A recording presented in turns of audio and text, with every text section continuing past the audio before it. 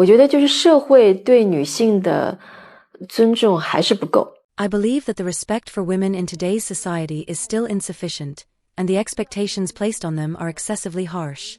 Sometimes, the demands on women are even equal to those placed on men.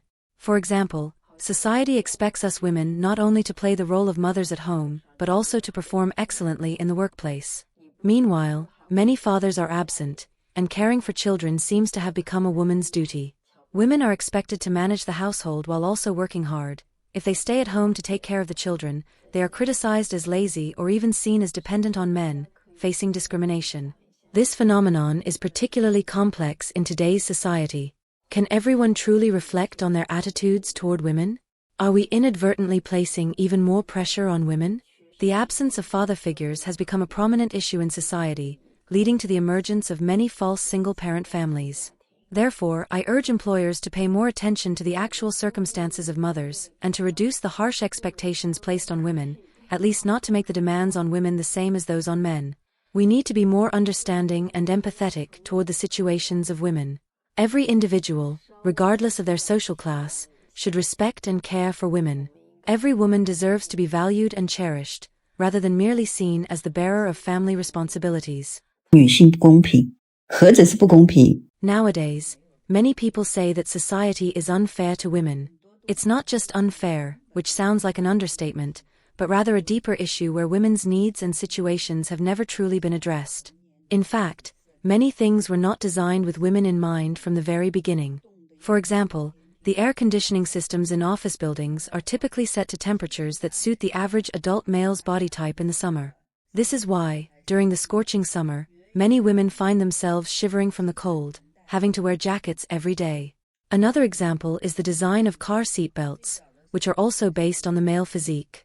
Many women often feel uncomfortable or even have trouble breathing when using seat belts. Even products we take for granted, such as sanitary pads, were not initially designed for women. Instead, they originally appeared as insoles for men.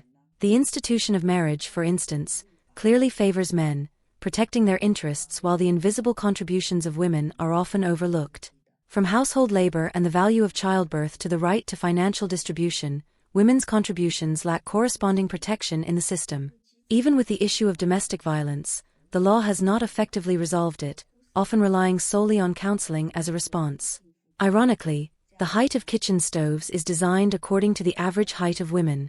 So, in such circumstances, the frequently discussed women's independence in today's society seems like nothing but an empty phrase. How can we, as women, talk about independence? Whether in the workplace or in daily life, many societal mechanisms are essentially built around men, serving men, while women's needs are often ignored. 很多女的到现在都还没搞清楚一点。 Many women still haven't realized a key issue, which is that the more they emphasize feminism, or excessively pursue certain rights, the more society's tolerance toward women will decrease. Why do I say this? Because women's social status is already very high nowadays, but many women are still complaining about their situation without real issues. Such behavior actually makes many people feel disgusted. These individuals are shouting about independence while striving for certain privileges, enjoying the benefits of gender advantage, and at the same time hoping to gain more rights and preferential treatment. Many women fail to realize that in the past, men took pride in protecting their families and supporting the elderly, but society has changed. The so-called independent women have started to create a stir on the internet, belittling the image of men. As a result, many men feel that they haven't done anything wrong, yet they are inexplicably seen as perpetrators or villains. If this situation continues, how many people will truly be willing to extend a helping hand to women who really need assistance? Nowadays, many women who make the most noise online actually don't need practical help, while those women who are genuinely in difficult situations aren't receiving the support they deserve. In the end, these women who excessively pursue privileges may not only fail to obtain the extra rights they hope for, but may gradually lose even the rights they originally had. This is an issue worth contemplating. 是为什么男的30多岁了没有结婚？ Why is it that when men reach their 30s and remain unmarried, they are often called golden bachelors, while women are referred to as leftover women? This actually involves society's differing views on the value of men and women. the value of men is typically seen as nurturing value. So, what is nurturing value?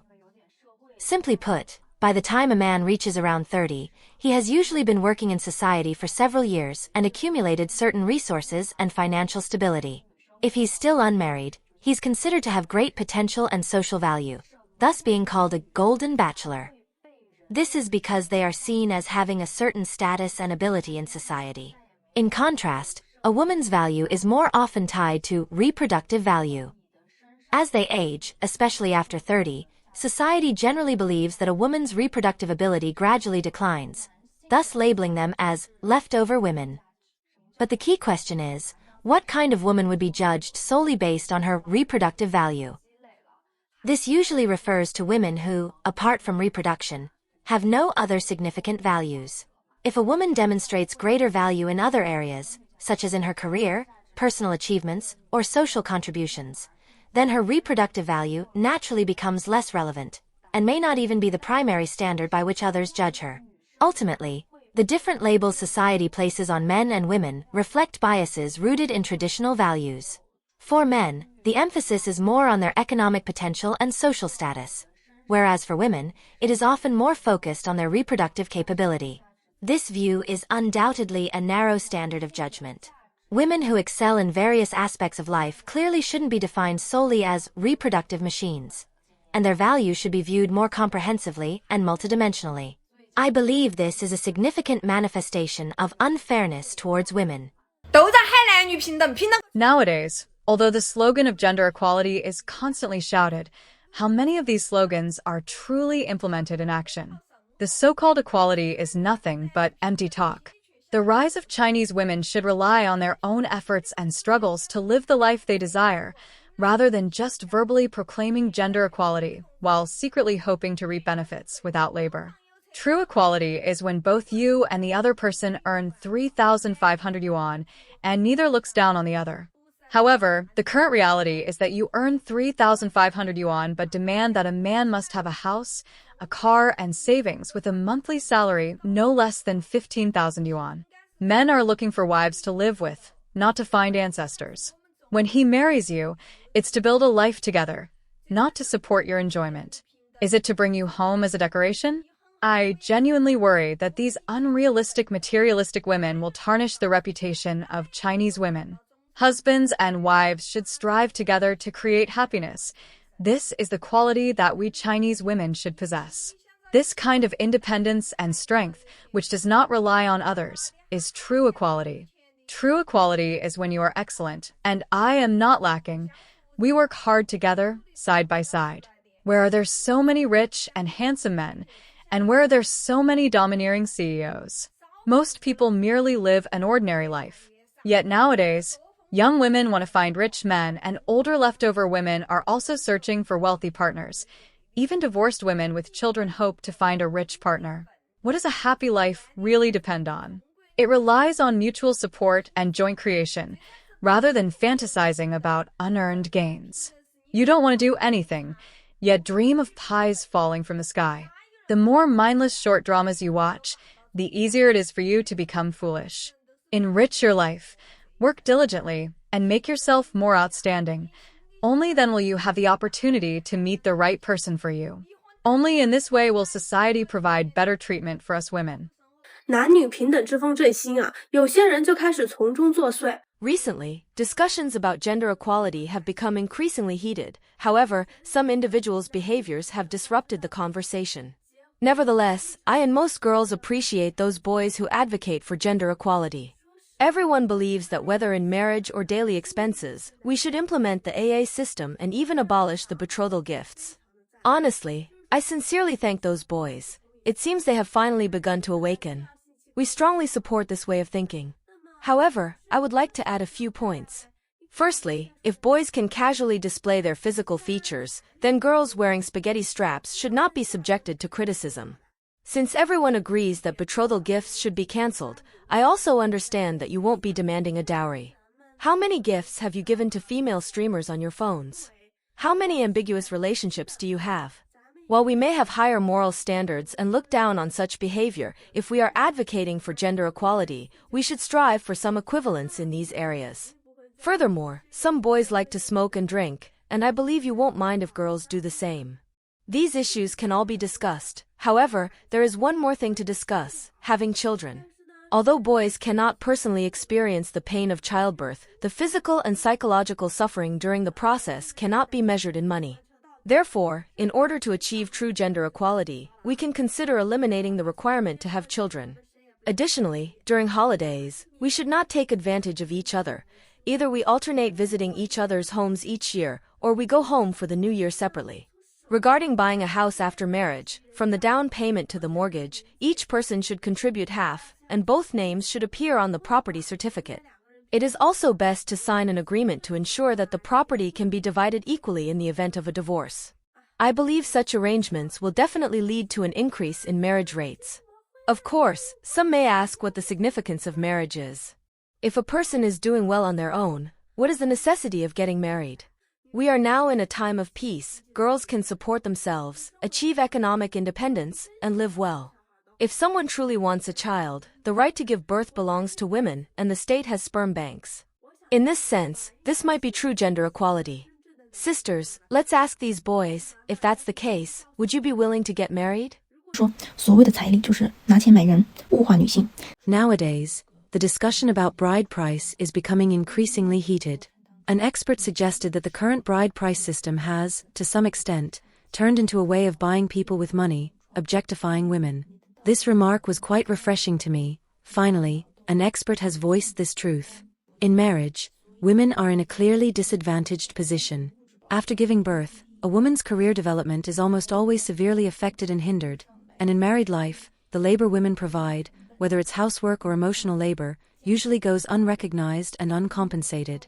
Therefore, it is entirely reasonable for women to seek material security in marriage, especially in the form of bride price. From a certain perspective, bride price also acts as a compensation mechanism for the costs women bear in childbirth. It compensates not only for the time and effort women invest in taking care of the family, supporting the elderly, and raising children, but also for the physical damage and psychological pressure women endure during childbirth. Moreover, bride price can, to some extent, provide women with financial security during pregnancy and childbirth, as women may face the risk of losing their jobs and having their income interrupted during this period. Thus, bride price becomes a form of financial support for childbirth and child-rearing. The physical damage women suffer during childbirth is often irreversible, and the immense psychological pressure they endure is something no outsider can replace. Looking back, the dowry system in marriage was actually borne by the woman, which is what we now call bride price. In that era, the roles in marriage were clear. Men worked outside while women worked inside, with each party fulfilling their respective duties, and society had little dispute or calculation over this division of labor. On the contrary, in today's world, as the concept of gender equality has become more widespread, disputes and calculations have become more frequent. The so-called equality today is perplexing. The calls to abolish bride price are growing louder, and some even suggest that the bride should return the bride price upon divorce. At the same time, in the workplace, women are expected to be just like men, not only giving birth to children but also continuing to work and earn money, while also taking care of the family and managing housework. Men generally feel that supporting the family alone is too exhausting, while women are belittled as only staying at home to take care of children, spending money, and demanding money, with some even being worried about developing depression from staying at home too long. This notion is truly absurd. In fact, I fully support abolishing bride price, but only under the premise that the responsibilities and obligations of both men and women are equally adjusted. For example, after marriage, no longer living with the man's parents, not spending the spring festival at the man's home, having the child take the woman's surname, while the woman bears the responsibility of supporting the family, and the man is responsible for taking care of the children, doing housework, washing clothes, and cooking. If such arrangements could become a reality, I wonder whether men would be willing to accept them? If we are really going to discuss gender equality, how big is the difference between the needs of men and women? From another perspective, men can express their views in a similar way. Today, let's dive into this topic and wake up those female friends who keep shouting for gender equality, and also let everyone see if these arguments still hold when we switch roles.